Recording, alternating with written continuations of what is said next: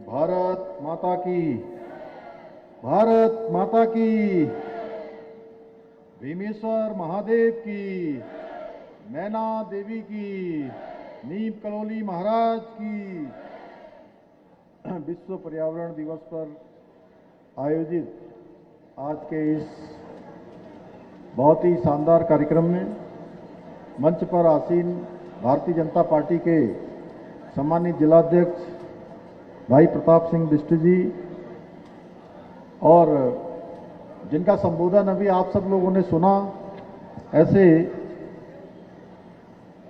भीमताल विधानसभा के लोकप्रिय विधायक और उत्तराखंड सरकार में मेरे साथ कैबिनेट मंत्री मेरे सहयोगी भाई राम सिंह कैड़ा जी, कुलपति कुमाऊं विश्वविद्यालय प्रोफेसर दीवान सिंह रावत जी, जिला पंचायत की अध्यक्ष श्रीमती दीपा धर्मवाल जी, प्रदेश के महामंत्री श्री तरुण बंसल जी, नैनीताल विधानसभा की लोकप्रिय विधायक श्रीमती सरिता आर्य जी, ब्लॉक प्रमुख धारी भावना आर्य जी, ब्लॉक प्रमुख भीमताल हरीश बिष्ट जी, चेयरमैन नगर पालिका परिषद भीमताल सीमा टमटा जी, दीपक रावत जी, यहाँ विभिन्न दायित्वों में हमारे सभी दायित्ववान अभी शंकर सिंह कोरंगा जी, ध्रुव रौतेला जी, भावना मेहरा जी, देवेंद्र ढेला जी, अनिल डब्बू जी, हुकुम सिंह कुंवर जी एवं समस्त अभी हमारे सुरेश आर्या जी भी यहाँ पर आए हैं। और सुरेश आर्या जी का परिचय ये है, वैसे तो बहुत बड़ा परिचय है इनका, कई बार विधायक रहे हैं, अनेक पदों पर रहे हैं, लेकिन जब मैं विद्यार्थी जीवन में छात्र राजनीति में था तब आप खटीमा से विधायक होते थे और उस दौरान मेरी लखनऊ में आपका मार्गदर्शन हमें मिलता था। आदरणीय सुरेश आर्य जी, मंच पर आसीन हमारे सभी नेतागण, प्रताप जी मैं सबका नाम लूंगा तो बहुत लंबा हो जाएगा मुझे लग रहा है, क्यों रंजन, ठीक है ना, क्यों दिनेश भाई, ठीक है। मंच पर उपस्थित हमारे सभी नेतागण, सभी उपस्थित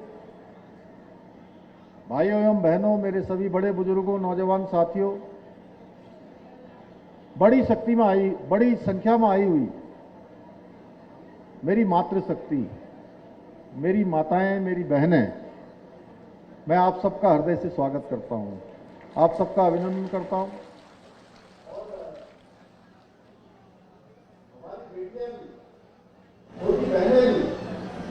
बड़ी संख्या में आई है, एक बार जरा उनके लिए भी तालियां बजा दीजिए।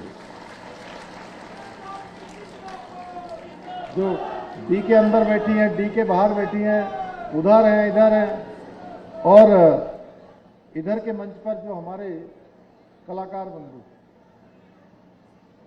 जो आप सबके बीच में अपनी प्रस्तुति देने वाले हैं, बहुत शानदार प्रस्तुति देंगे, इसलिए इनके लिए एक बार ताली बजा दीजिए। श्री खुशी जोशी दिगारी जी, प्रभाकर जोशी जी, राकेश पनेरू जी, राकेश खनवाल जी और सभी हमारे साथीगण जो इस मंच पर हैं, हमारे मीडिया के सभी मित्र, पत्रकार मित्रों, छायाकार बंधु, हमारे सभी प्रशासन के अधिकारीगण,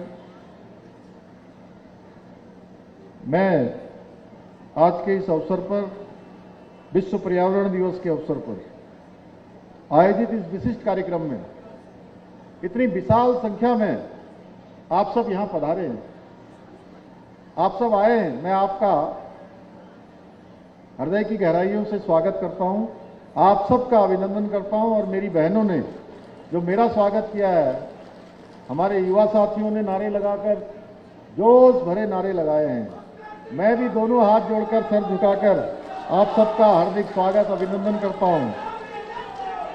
और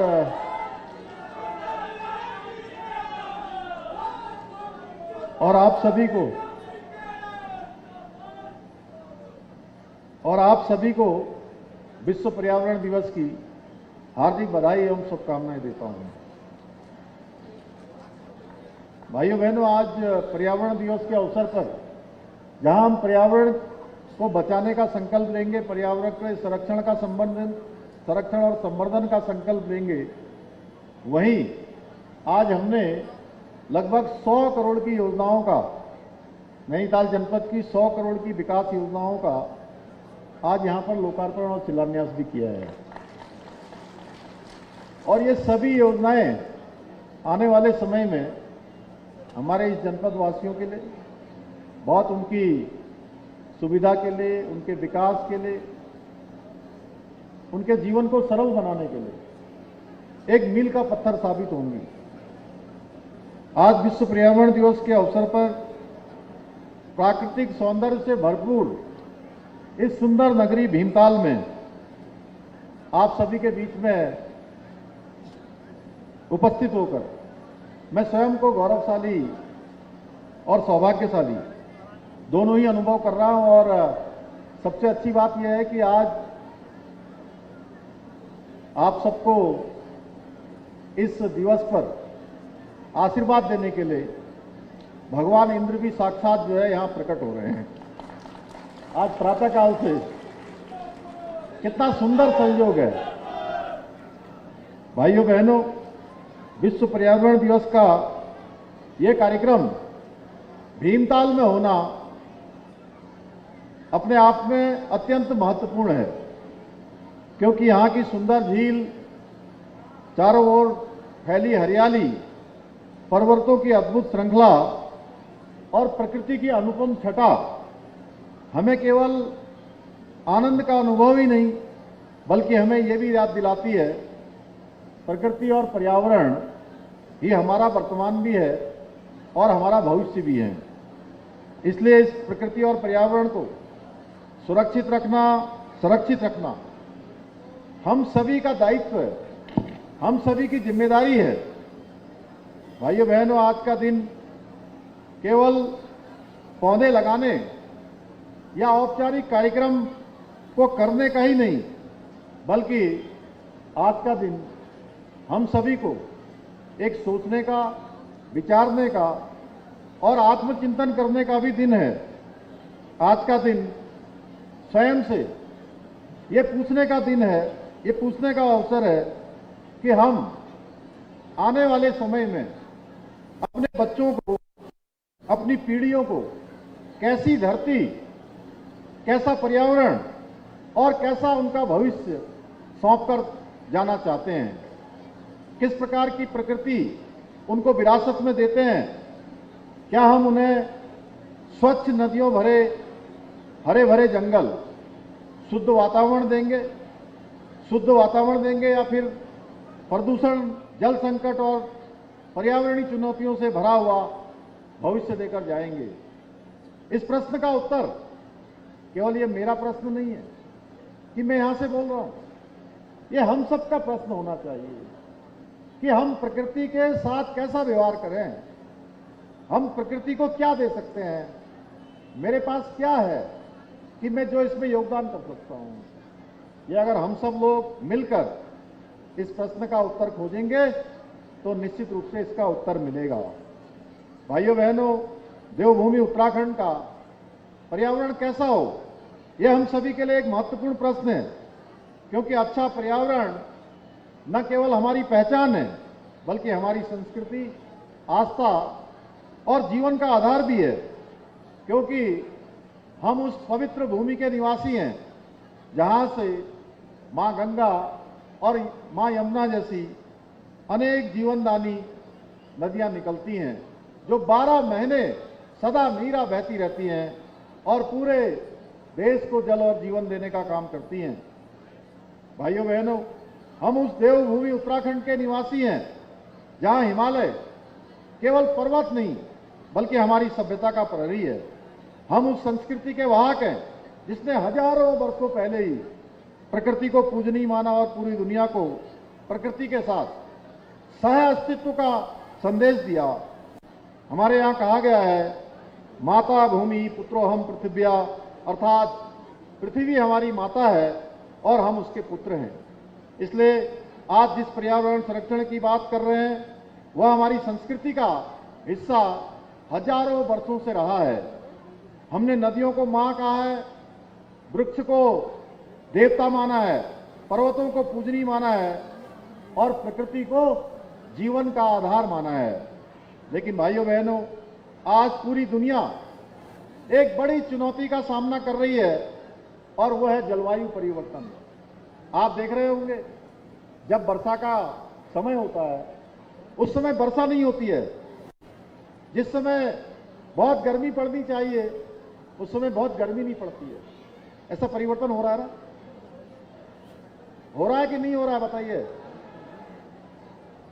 तो जलवायु परिवर्तन अब केवल ये वैज्ञानिकों की चर्चा का विषय नहीं रह गया है, बल्कि इसका हमारे रोजमर्रा के जीवन से वास्तविकता में बदल गया है। बदलता मौसम, बढ़ता तापमान, अनियमित वर्षा, सूखते जल स्रोत, पिघलते ग्लेशियर और बढ़ती प्राकृतिक आपदाएं, ये हमें लगातार चेतावनी दे रही है, हमें अलार्म कर रही है कि हम सचेत हो जाएं, हम सावधान हो जाएं और प्रकृति के साथ हम कैसा व्यवहार करें, एक हमें उसके लिए आगे के लिए हमारा मार्गदर्शन भी कर रही हैं। और यदि किसी राज्य को इस चुनौती का सबसे पहले प्रभाव महसूस होता है तो वह हमारा राज्य हिमालय उत्तराखंड है, क्योंकि जलवायु परिवर्तन से हमारे जल स्रोत भी प्रभावित हो रहे हैं। आप देख रहे होंगे पहले कितने नाले होते थे, नौले होते थे, धारे होते थे, गाड़ होते थे, गधेरे होते थे, कितने स्रोत होते थे। मैं तो बचपन में टनकपुर से पिथौरागढ़ जाता था, आज से लगभग 35 साल पहले, 40 साल पहले।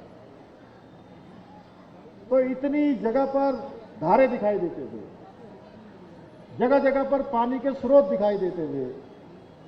अब आप जाएंगे तो कुछ ही स्रोत बच गए, सारे सूखते जा रहे हैं, लगातार सूख रहे हैं और हमारी खेती भी इससे प्रभावित हो रही है, जनजीवन भी प्रभावित हो रहा है, हमारी जैव विविधता भी इससे प्रभावित हो रही है।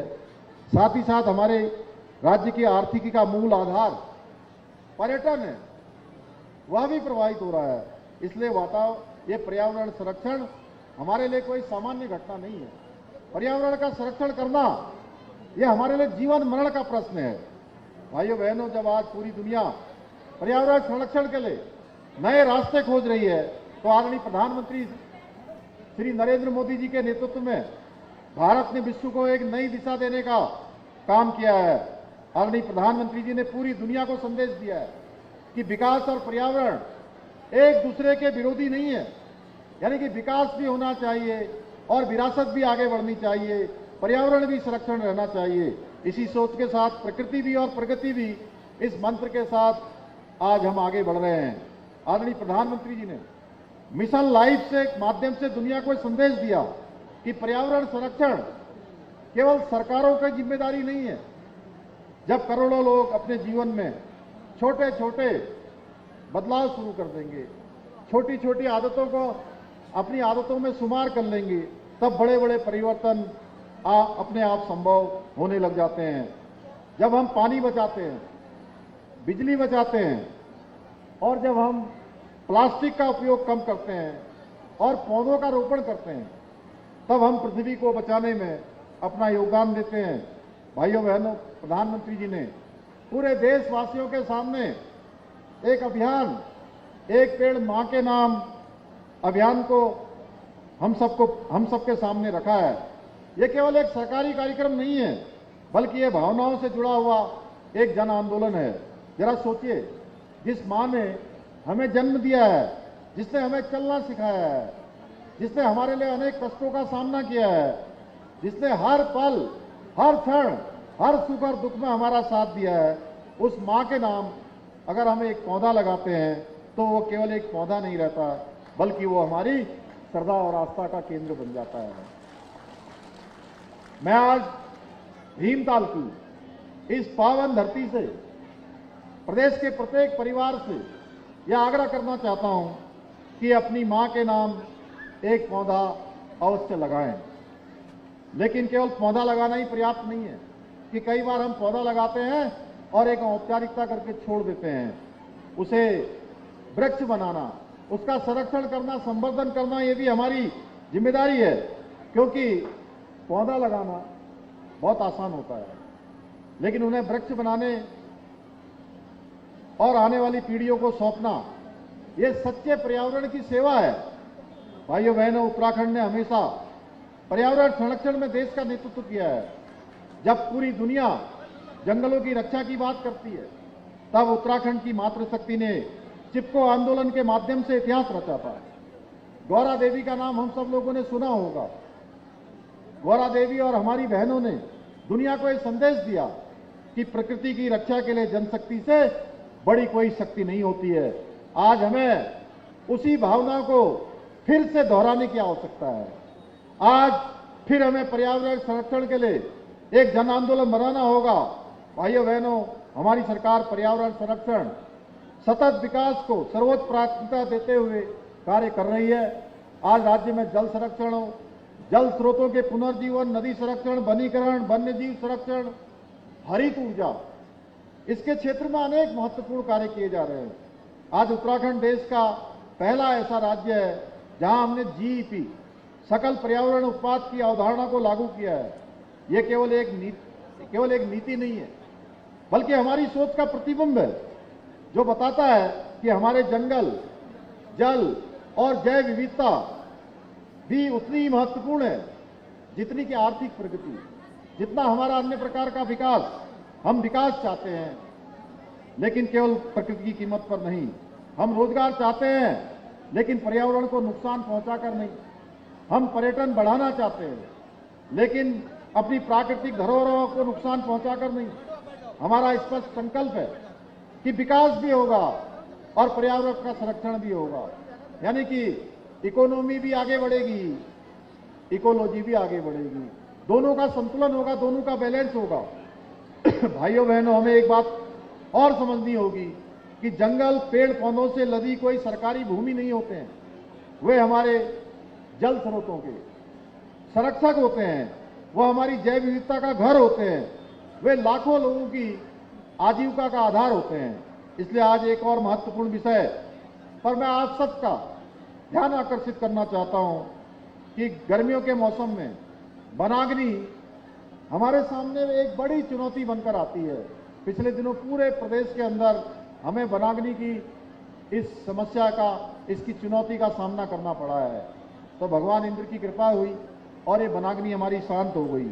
इसलिए मैं सभी प्रदेशवासियों से अपील करता हूं कि जंगलों को आग से बचाने में सरकार का सहयोग करें, वन विभाग के लोगों के साथ समन्वय स्थापित करें।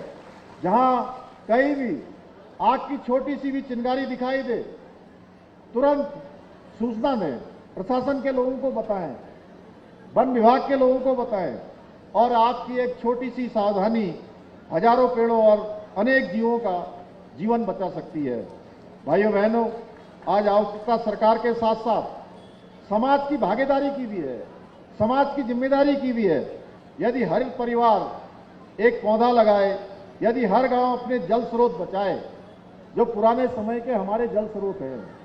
आपने देखा होगा प्रधानमंत्री जी जब मन की बात के कार्यक्रम में बहुत सारे ऐसे लोगों की चर्चा करते हैं जिन्होंने, जो तालाब सूख गए, जो जल स्रोत सूख गए, नदियों को जिन्होंने पुनर्जीवन दिया है, अनेकों ऐसे काम किए हैं। उन सभी को मन की बात के कार्यक्रम से माध्यम से पूरी दुनिया के सामने लाते हैं। तो क्या ऐसा प्रयास हम सब लोग, जितने लोग यहाँ आए हैं, क्या सामूहिक रूप से हम लोग क्या ऐसा प्रयास कर सकते हैं? क्या इस प्रयास को आगे बढ़ा सकते हैं? क्या जो जल के स्रोत, जो गाड़, जो गधेरे, नौले, धारे जो सूख गए हैं, उनको फिर से पुनर्जीवन दे सकते हैं क्या? भाइयों बहनों, उत्तराखंड दुनिया के सामने एक मॉडल बन सकता है अगर हम इस दिशा में कदम आगे बढ़ाएं।